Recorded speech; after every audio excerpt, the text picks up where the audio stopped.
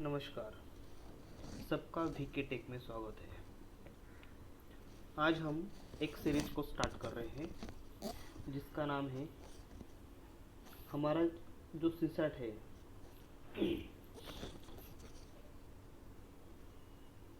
CSAT में जो हमारा आरसी है रीडिंग कॉम्प्रेशन, इसके हम क्वेश्चंस कैसे सॉल्व करें, पैसेज को कैसे पढ़ें, पैसेज पर कौन से क्वेश्चंस पूछे हैं वो हम आज देखने वाले हैं। सबसे महत्वपूर्ण बात, बच्चों में एक भ्रम होता है कि अगर हम आरसी नहीं पढ़ेंगे, अगर हमने आरसी नहीं पढ़ा सॉरी, तो शायद हमारा सीसैट निकल जाए। क्या सच में आपको ऐसा लगता है? एक बार खुद से पूछिए। आपको लगता है कि आपने अगर आरसी नहीं किया तो आप मैथ्स पर और रीजनिंग पर आप सीसैट क्लियर कर पाएंगे? अगर हम 2022 की बात करें तो आरसी पर कुल मिलाकर 27 क्वेश्चंस थे। कितने क्वेश्चंस थे? 27 क्वेश्चंस थे। इसका मतलब अगर हमने नेट करेक्ट क्वेश्चन 27 किए इंटू 2.5 तो हमें हमारा स्कोर क्या आता है? 67.5, जो कि हमें क्वालिफाई को 6 मार्क की ज़रूरत होती है। लेकिन जो बच्चे इंजीनियरिंग बैकग्राउंड के होते हैं, जो बच्चे मेडिकल बैकग्राउंड के होते हैं, उनका मैथ्स अच्छा होता है। लेकिन हुआ क्या कि 2018 से, अगर हम 2018 से क्वेश्चंस पेपर यूपीएससी का देखें सीसैट का, तो हुआ ये कि यूपीएससी का जो मैथ्स का जो पार्ट है उसकी डिफ़िकल्टी लेवल बढ़ती जा रही है। फिर ऐसा क्यों हो रहा है? अगर अगर मेरे कुछ दोस्त थे, अगर मैं आपको बताऊं, आईआईटीएन है, यस, मेडिकल एमबीबीएस एमडी है, बीएससी वाले हैं, एमएससी वाले हैं, तो उनका भी सीसैट नहीं निकला। उनका भी सीसैट 2022 का नहीं निकला। इसका क्या कारण था? सबसे बड़ा कारण है ईगो। हम क्या करते हैं, नहीं मैं इंजीनियरिंग बैकग्राउंड का हूँ, मुझे मैथ्स आना चाहिए, मुझे रीजनिंग आनी चाहिए। लेकिन होता ये है कि हम आरसी तब देखते भी नहीं, रीडिंग कॉम्प्रेशन। क्या आपने कभी खुद से पूछा है कि आरसी एक्चुअल में, आरसी रीडिंग कॉम्प्रेशन का जो पार्ट है वो यूपीएससी ने क्यों दिया?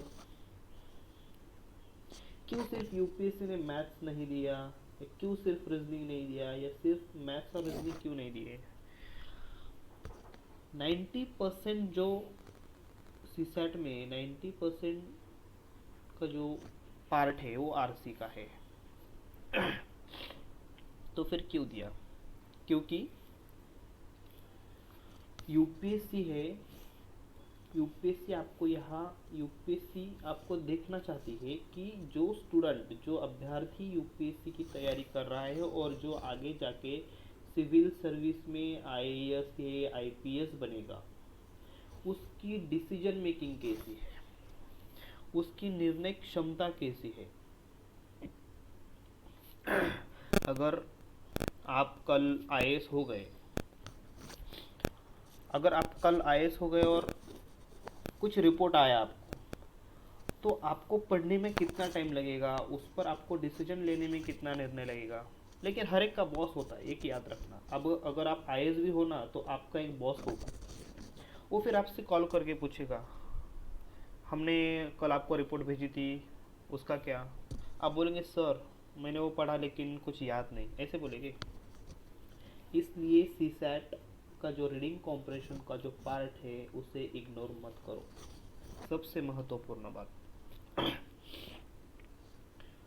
उसी के माध्यम से आज से सीसैट का daily one passage, daily one passage solve करेंगे। इससे क्या होगा, इससे हमारी पैसेज की रीडिंग कॉपरेशन की प्रैक्टिस होगी, हमारी निर्णय क्षमता कैसी है ये पता चलेगा, और इससे आसानी से हमारे क्वेश्चन सॉल्व हो सकते हैं। So let's be start. अगर आपके पास 2021 का क्वेश्चन पेपर है, हम 2021 का क्वेश्चन पेपर देख रहे हैं, ये आप देख सकते हो 2021 का क्वेश्चन पेपर है। आई होप कि आपके सामने ये क्वेश्चन पेपर हो, आपके सामने आप ये क्वेश्चन पेपर रखिएगा। तो चलो हम स्टार्ट करते हैं। सबसे पहले सबसे महत्वपूर्ण बात, हम हिंदी में से पैसेज को देखेंगे, जिसको इंग्लिश में देखना है वीडियो पॉज करके ये इंग्लिश का पैसेज पढ़िए आप। वीडियो स्टॉप करके आप इंग्लिश का पैसेज पढ़िए।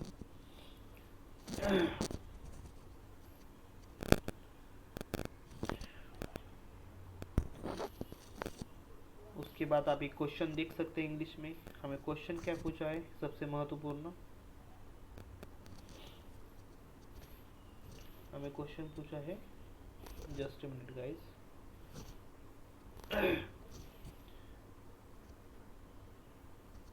आप देख सकते हो best reflects the most critical incidents. Okay, तो अब हम यहाँ से हिंदी में पढ़ेंगे। जूम करता हूँ, देख लेना, अच्छे से पढ़ो, खुद भी सॉल्व करने का प्रयास करो, और इसमें से जो कीवर्ड्स है उस कीवर्ड्स को निकालने का हमें प्रयास करना है। सो पढ़ते हैं। शोधकर्ताओं ने मटर के कीड़ों PFA, यहाँ पर इंग्लिश भी दिया है, उन्हें अच्छा किया है यूपीएससी ने, मटर के कीड़ों और रस चूसने वाले कीड़ों से युक्त कृत्रिम तृण भूखंडों को रात में स्ट्रीट लाइट अनुरूप आलोकित किया। स्ट्रीट लाइट पता है आपको? स्ट्रीट लाइट यानी वो जो होता है ना, रास्ते पे लगे होते हैं बड़े बड़े, LED नहीं होते वो जो पुराने आपने देखा होगा आपने, रास्ते पर बहुत सारे लगाए होते हैं स्ट्रीट लाइट। इन्हें दो अलग अलग के प्रकार में रखा गया, प्रकाश में रखा गया। नवीनतर वाणिज्य, अब यहाँ पर LED है और यहाँ पर स्ट्रीट लाइट है, ये दोनों लाइट में ये पैसेज बोल रहा है। वाणिज्यिक LED प्रकाश के सदृश श्वेत प्रकाश और सोडियम स्ट्रीट लैंपों के सदृश एम्बर प्रकाश मटर कुल के जंगली पौधे जो कि तृणभूमि में मटर के कीड़ों के लिए खाद्य के स्रोत हैं, इन पौधों पर निम्न तीव्रता युक्त एम्बर प्रकाश डालने पर यह देखा गया कि इससे पुष्पन प्रेरित होने की बजाय बाधित होता है। आपको यहाँ पर एक बात समझ में, यहाँ पर पैसेज टर्न हो रहा है। यहाँ पर क्या उन्होंने कहा है कि इन पौधों पर निम्न तीव्रता युक्त एम्बर प्रकाश डालने पर यह देखा गया कि इससे पुष्पन प्रेरित होने की बजाय बाधित। यहाँ पर कुछ तो निगेटिव हो रहा है, राइट, यहाँ पर कुछ तो निगेटिव हो रहा है, बाधित हो रहा है। प्रकाश के प्रभाव के अंतर्गत सीमित मात्रा में खाद्य उपलब्ध होने के कारण कीड़ों की संख्या में भी उल्लेखनीय कमी आई है। यहाँ से पैसेज आपको निगेटिव की ओर ले जा रहा है। ये एक पैसेज का पार्ट है और ये एक पैसेज का पार्ट है, राइट। अब हमने क्या पढ़ा, एक स्ट्रीट लाइट है, एक LED लाइट है, उनमें कीड़ों को रखा गया, उनका उन्होंने क्या कहते हैं हम कि उनमें देखा गया कि इससे उन्हें क्या होता है, मतलब उसमें उनमें क्या बदलाव आते हैं, उनमें बाधा होती है या फिर उनमें कुछ कृत्रिम बदलाव आते हैं। सो यहाँ पैसेज में लिखा गया है कि कुछ तो निगेटिव हो रहा है, यहाँ पर बाधित हो रहे हैं, उनकी संख्या में भी उल्लेखनीय कमी आई है। सो अब हम पैसेज देखते हैं गाइस, सॉरी क्वेश्चंस देखते हैं। इंग्लिश में भी क्वेश्चंस देखिए आपने पढ़ा है, यहाँ पर इंग्लिश का पैसेज भी पढ़ा है। Researchers simulated street lighting on artificial grassland plots containing pea aphids. Just a minute. उसके बाद pea sucking insects at night. These were exposed to different type of light. White light similar is never commercial LED, यानी कि यहाँ पर white light की बात की गई है और यहाँ पर LED की बात की गई. And amber light similar to sodium street lamps, the low intensity amber light was shown to inhabit rather than induce flowering in a wide plant of the pea family, which is a source of food for the pea aphid in grassland. The number of aphids was also significantly suppressed under the light treatment due to the limited amount of food available. Okay, यहाँ पर उन्होंने बता गया है कि limited amount of food available है and also significantly suppressed under the light treatment. तो आपने पैसेज पढ़ा, यहाँ पर हमें जो पूछा गया है best reflects the most critical influence, ये क्वेश्चन यहाँ पर पूछा गया है. हमें एक निष्कर्ष निकालना है कि क्वेश्चन पैसेज क्या बोल रहा है, हमें क्वेश्चंस निकालना है. तो हम देख सकते हैं उच्च तीव्रता युक्त प्रकाश की तुलना में निम्न तीव्रता युक्त प्रकाश का पौधों पर अधिक प्रतिकूल प्रभाव पड़ता है. अब हम कुछ नहीं बोलेंगे, हमने सिर्फ पढ़ा है, ध्यान देकर पढ़िएगा. प्रकाश प्रदूषण का किसी परिस्थितिकी तंत्र पर स्थायी रूप से प्रतिकूल प्रभाव पड़ सकता है.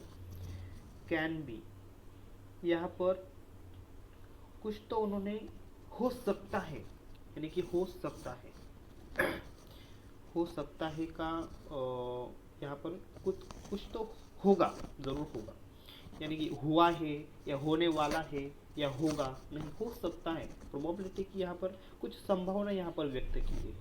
ओके, इसके बारे में हम कुछ नहीं बोलेंगे. अब हम सी पढ़ेंगे.